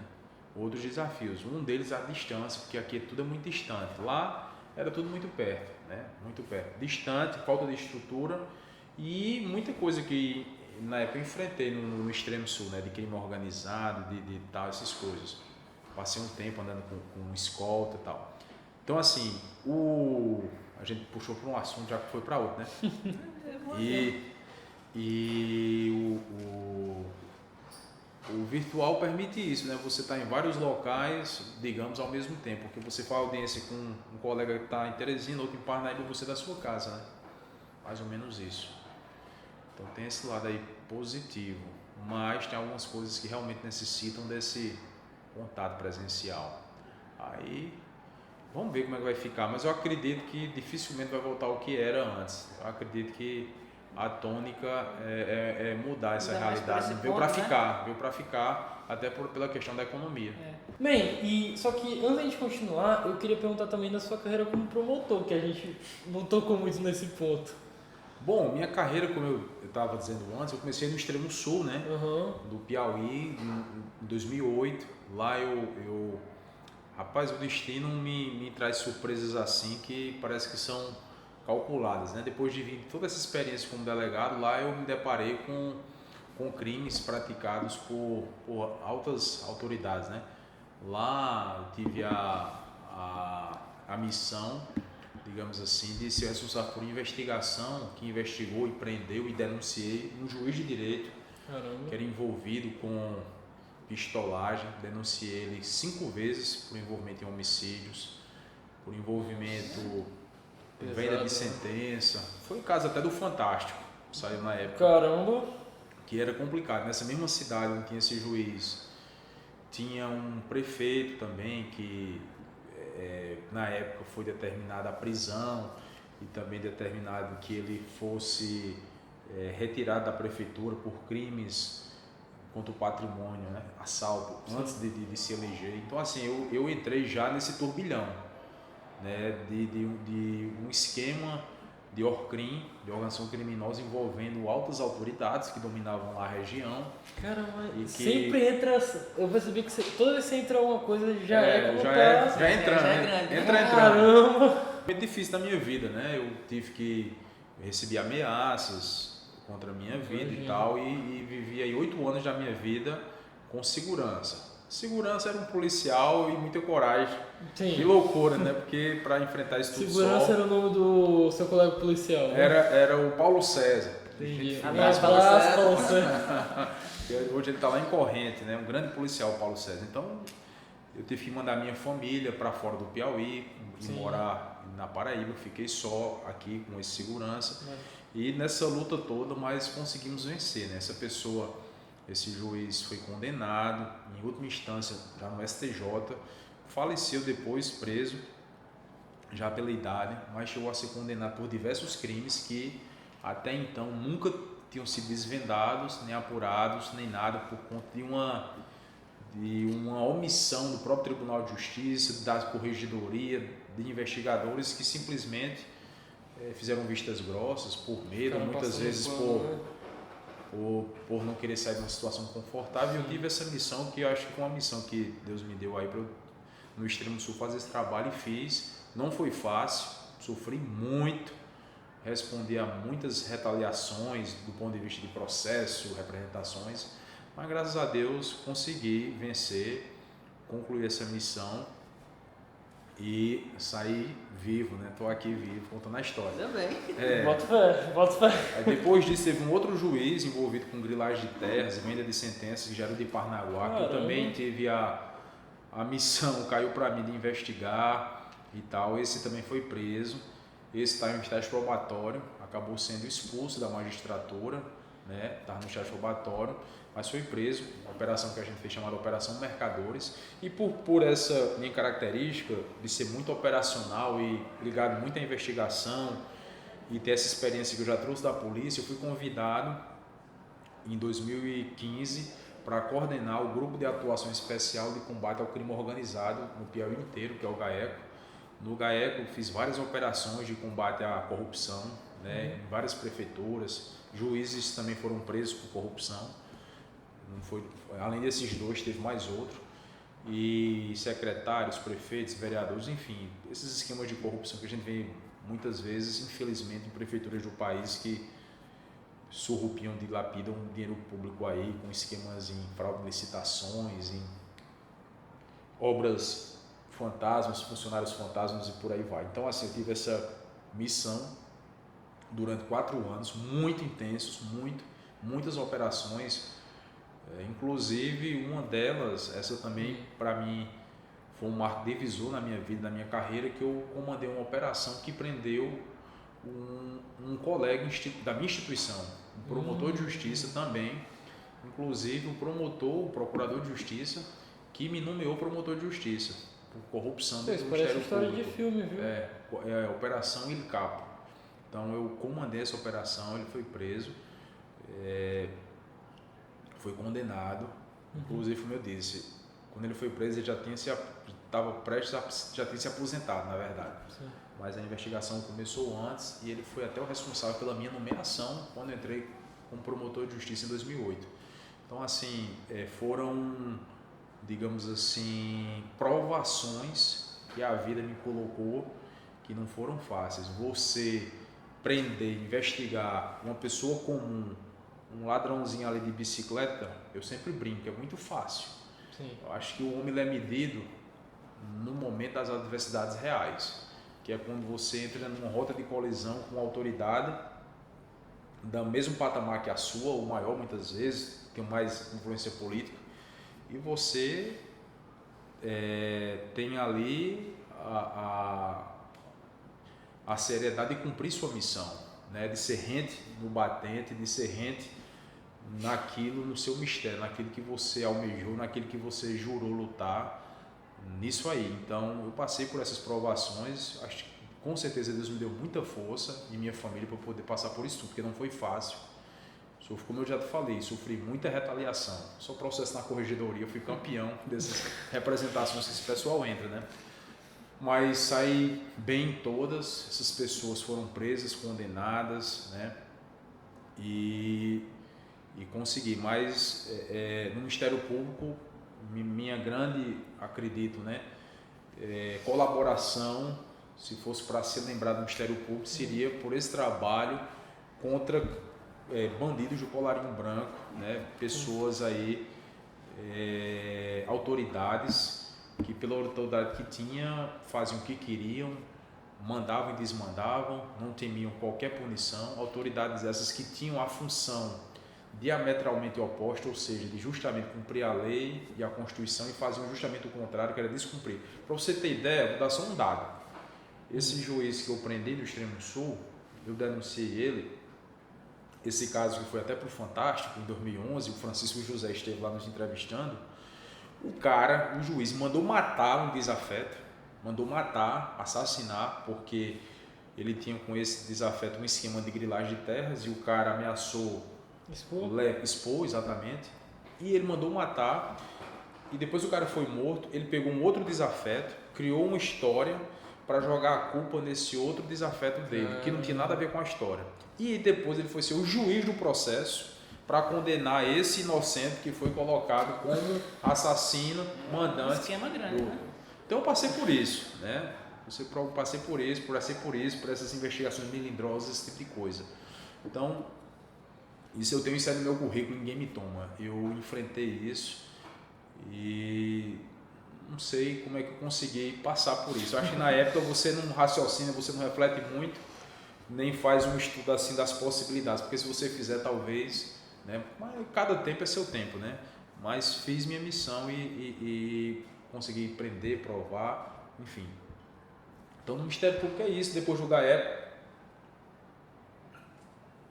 eu saí do GAECO, cumpri minha missão e vim, aí já foi uma bênção, né? E fui presenteado depois de tanto trabalho, 8 anos aí só pauleira, aí vim para essa bênção que é essa cidade de Parnaíba, morar aqui, ser promotor aqui é muito bom. Beijo, Parnaíba. Com certeza, Parnaíba é uma cidade bela que eu adoro, minha família adora Parnaíba, todos lá em casa amam essa cidade e a gente veio aqui realmente para ficar. Então eu tenho 14 anos no Ministério Público, esses 8 anos no extremo sul, distante mesmo, pesado.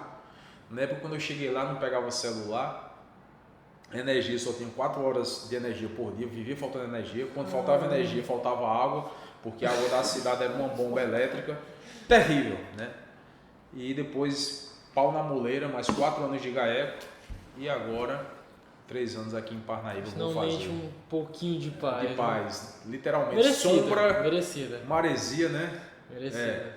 Estou por aqui e nessa minha vida como promotor, eu sempre prezei por também caminhar junto ao magistério, né? Como eu te falei no início, é uma raiz que eu trouxe dos meus pais, eu faço questão, eu gosto de ensinar. Ensinar não, né? Eu gosto de transmitir um pouco do que eu aprendi nos livros e do que eu experienciei na minha vida, viajando e estudando e observando em vários locais diferentes e com pessoas diferentes que eu já conversei, e de alguma forma transmitir isso para outras pessoas mais jovens que, né, têm a intenção de aprender, de conhecer. Então o magistério é uma coisa na minha vida também que nunca deixei. Às vezes não estou numa universidade, sim, na sala de aula porque o tempo às vezes não é favorável, mas estou às vezes fazendo um curso ou dando palestras. Inclusive lancei um livro esse ano com o lançamento, em coautoria com o Dr. José Hinaldo, do TCEC, sobre inteligência institucional, combate à corrupção. Então a gente sempre está escrevendo, estudando e o nome do formando livro opinião. O nome do livro é Inteligência Institucional, da editora Fórum, né? Uma editora conhecida, e é Inteligência Institucional fomentando, criando mecanismos eficientes de combate à corrupção. Esse livro, né? Que já é um pouco já da nossa atuação no GAECO, que aí une investigação, a parte de improbidade, que é uma parte mais civil, administrativa, com a parte ostensiva das operações que nós fizemos e o resultado disso. Então é um livro, tem a parte teórica, tem a parte prática e tem alguns exemplos práticos, tem a casuística. Está na editora Fórum, esse livro foi lançado esse ano. Beleza, massa, viu? Você falou que também dá cursos e tudo. Tem algum curso que você ministrou recentemente? Alguma coisa? Eu ministrei na Uninasal um curso de medicina legal, uma parte básica, que eu gosto muito dessa disciplina. De eu tudo, gosto, né, rapaz? E ministrei uma especialização em ciências criminais lá também. Fui professor da UESP. Lecionei na UESP por 3 anos, depois eu tive que sair por conta do tempo no GAEC, que não dava, era até professor concursado, mas pedi baixa lá, e lá eu ensinei mais na área de direito público, né? Sempre direito público. Lecionei penal, processo penal, direito eleitoral, mas sempre direito público. Direito privado não é minha área não é minha vibe não, digamos assim. Mas sempre gostei do magistério. Recentemente estava dando uma aula para concurso também, essa galera aí que quer enveredar nos concursos, entrar no serviço público, então para PM, oficial de justiça, polícia civil, ela promove cursos. E atualmente estou mais palestrando, estou mais em stand-by, escrevendo, sempre no meu Instagram eu faço comentários a algumas decisões judiciais, polêmicas no país, críticas, eu faço muita crítica sobre alguns ativismos, alguns vieses, algumas falácias que se criam como se fosse uma fala comum, mas eu bato lá para mostrar que não é bem daquele jeito. Eu faço isso muito no Instagram. Meu Instagram posso falar? Olha. É @ Rômulo Cordão. Instagram, @Rômulo Cordão, e o Facebook também, Rômulo Cordão. Se quiser seguir lá. Não deixem de seguir, viu? Sempre a gente tá pegando aí casos polêmicos, pontos polêmicos e discutindo, dando nossa opinião. Eu não sou um cara de meu perfil, vocês estão me conhecendo agora, eu não sou o cara de ficar em cima do muro em nada, não. Eu dou minha posição, minha opinião, dou a quem doer. Com muito respeito, mas não deixo de dar. Sempre bem embasado. Exatamente. Eu estava olhando lá no seu Instagram, nos stories, sempre tem a informação, mas sempre com uma base de dados. Aí pronto, aí essa é minha trajetória aí no carreira MP. Profissional, né? Bem, e agora que a gente falou bastante de toda a carreira profissional, que é bem extensa por sinal, tirando isso, o que você gosta de fazer? Você tem algum hobby, alguma coisa? Rapaz, eu adoro... Quem é Rômulo Cordão por trás desse estresse todo que você enfrenta? Estresse muito, né? Eu sempre brinco, tem que tomar muito Rivotril, porque senão não enlouquece. Mas eu gosto muito de viajar. Rapaz, sou apaixonado. No Instagram tem lá, Viajante Raiz. Sou apaixonado por viajar. Já viajei diga alguns lugares legais aí. Muito lugar aí. E minhas viagens são loucas, de carro. Já deu um top 3. Um top 3 aí pro pessoal. Rapaz, eu já fiz a América do Sul de carro. Paraguai, Uruguai, Argentina, Bolívia, Caramba! Equador, De Colômbia carro? e Chile. Atravessei o deserto de Atacama, atravessei a Patagônia, fui no Glacial Perito Moreno, fui ao Ushuaia de carro. É raiz mesmo. Por isso que eu coloquei raiz. Esse negócio só de... Eu acho que ficou um título realista, ficou bem verídico. Aí Europa, tem gente que vai muito para a Europa ali, só para aquela parte ocidental, aquela parte da Europa ocidental, né? Ali, França, Inglaterra, aquilo ali tudo eu já fiz, mas eu já fiz umas partes ali que pouca gente faz. Aquele leste europeu que é faca na caveira. Então ali eu fiz Kosovo, país que nem vai, Sérvia, Montenegro, Macedônia, Foi pra tudo mesmo. Romênia, Bulgária, aqueles países assim que você diz, acho que eu tô no Brasil, porque é meio trash. Grécia, né, tal. A África, já fui também. Então eu gosto muito de viajar. Caramba. Viajo bastante quando posso. Na pandemia eu parei, mas antes eu viajava todo ano. Também tem pela música, né? E outro hobby assim que eu gosto muito, sou apaixonado por música. Música? Rapaz, Que tipo de adoro música, especialmente? Rapaz, eu gosto muito de MPB, MPB? de rock, né? Meu ídolo assim, que eu sou fãzão, é o do Zé Ramalho. Gosto demais de Zé sinônimos Ramalho. e chão de giz, cara. Aí eu curto. Pega, viu? Bom Toco demais. um pouquinho. E a gente tem uma banda, né? Tem? Uma banda, inclusive já se apresentou aqui aqui na IESVAP, no 4º Congresso de Biotecnologia. Biotecnologia. Inclusive veio uma turma aí da Colômbia, do Uruguai, foi internacional, né? Caramba! Aí a gente fez um showzinho aqui. Mas você Tava tocaram o Zé Ramalho ou foi músicas próprias? Não, a gente tocou. Foi rock? A gente tocou muito, a gente tocou Paralamas, tocou Legião, tocou o que? Guns, tocou algumas coisas assim, né? Zé Ramalho um dia a gente não tocou, tocamos Belchior, grande Belchior. Aí a gente tem essa banda, né? E toca e toda semana a gente sai. Qual que é o nome da banda? Rapaz, o nome da banda é No Name Yet. No Name Yet? É justamente, Sem nome ainda. Não, ainda não decidiram, né? Não. Aí o Lucas, que é o nosso amigo, o Dr. Lucas, que é da UFDPA, né? É uma sumidade. O Lucas, ele tem uma banda que ele já tinha ela tal, é 5 linhas, 3 linhas, que é ligada à área da genética. Né? 5 linhas, 3 linhas? 5 linhas, 3 linhas. É um código lá que ele já me explicou assim, não consegui entender muito bem não, mas é da área da genética. Então, um abraço aí, Lucas. Lucas Nicolau. Um abraço, Lucas Nicolau. É o professor da FDPA lá, da medicina, Dr. Lucas. Então lá tem o Lucas, tem o Marcelo, que é o baixista, que também é professor da UFDPA, o Marcelo. O Marcelo é baixista, o Marcelo é gruvador. Aí tem o maestro Aguinaldo, que também é muito bom, toca contrabaixo e tal. O Lucas é um monte de instrumentista. Tem o Tiago, que agora está sendo delegado no Maranhão, toca bateria.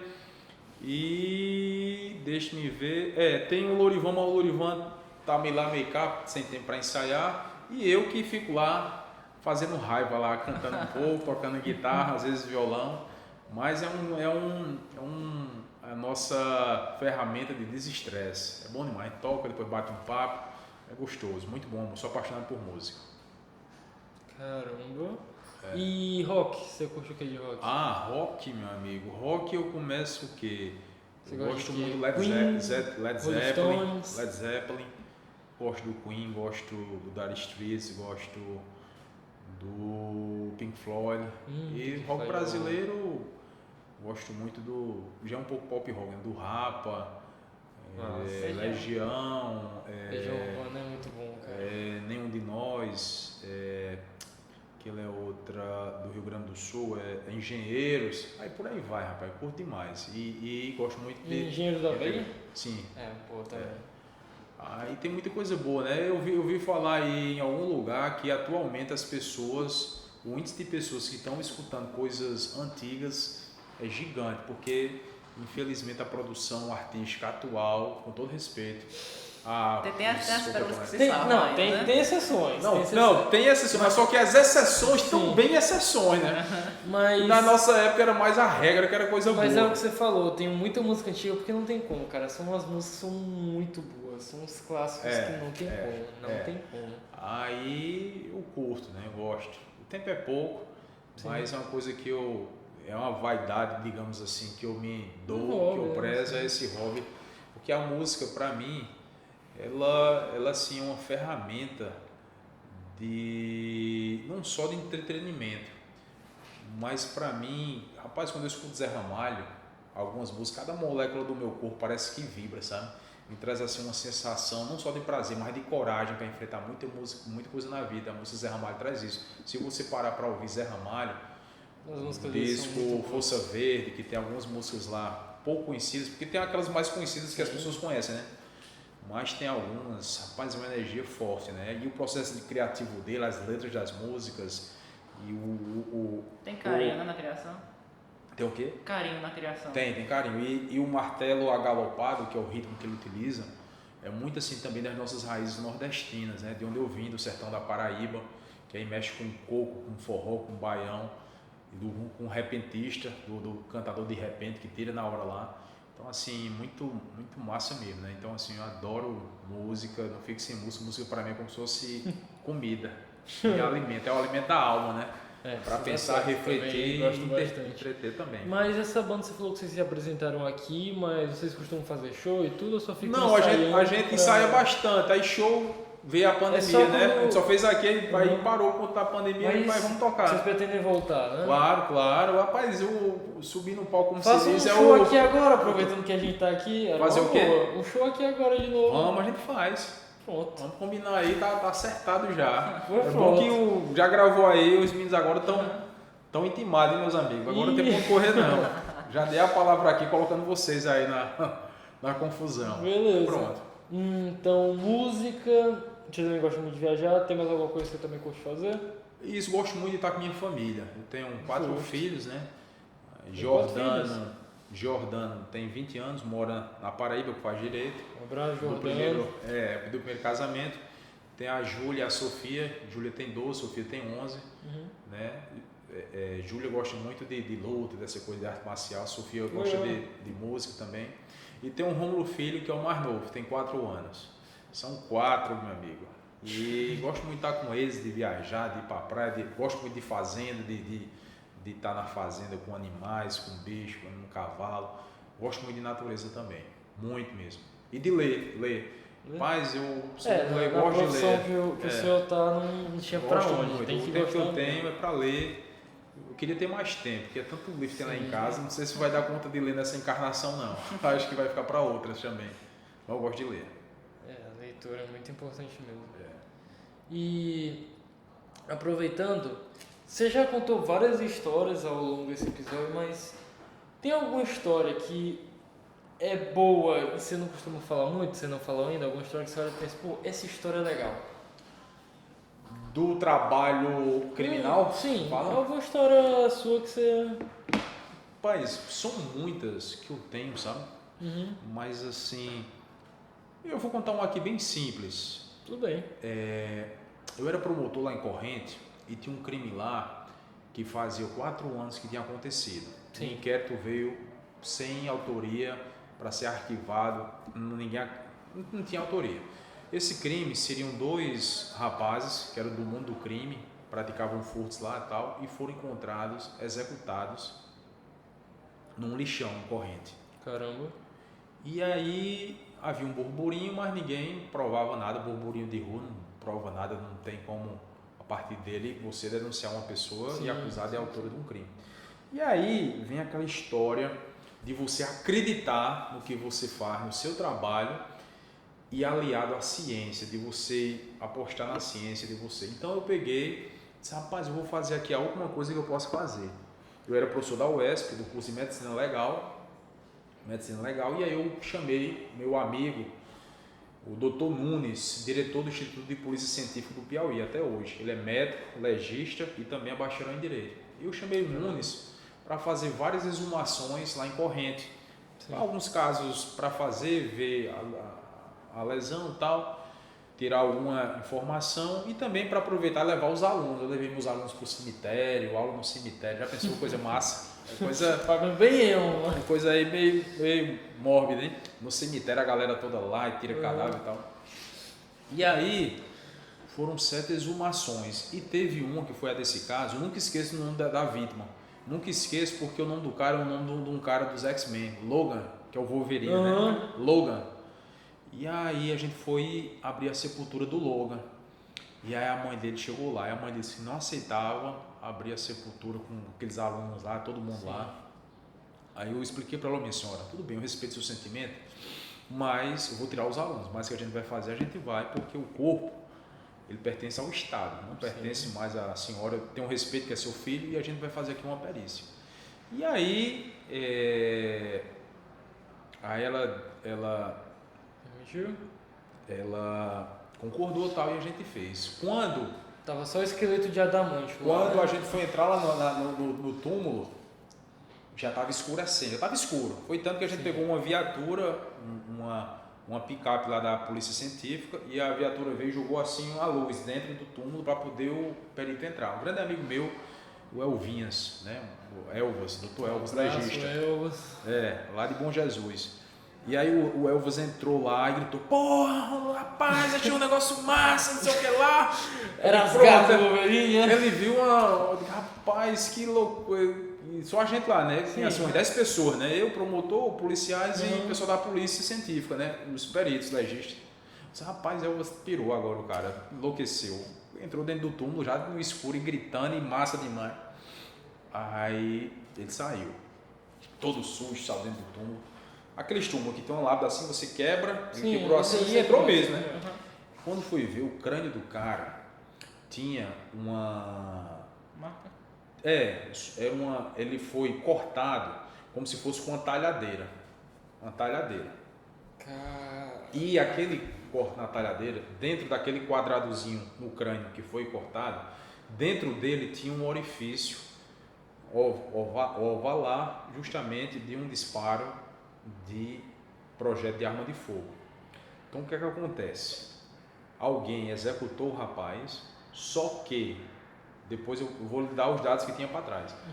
Só que teve o cuidado de pegar o corpo do rapaz, abrir, rebater o escalpo, tirar aqui o couro, né? Com o cabelo, chegar na calota craniana, fez a incisão, o corte, né, com a talhadeira, não foi com um instrumento realmente adequado de médico. E aí fez aquilo para quê? Para o projeto que tinha ficado alojado dentro da cabeça ser retirado. Por quê? Porque ele podia usar de provas. Para fazer um confronto balístico. E aí foi quando a gente juntou a informação que a mãe tinha dado. Ora, esse menino foi assassinado por volta de 5 horas da tarde. Na mesma hora que foi assassinado, a polícia, a comunidade foi chamada e chegou lá. Então não tinha como alguém chegar e pegar o corpo desse rapaz na frente de todo mundo.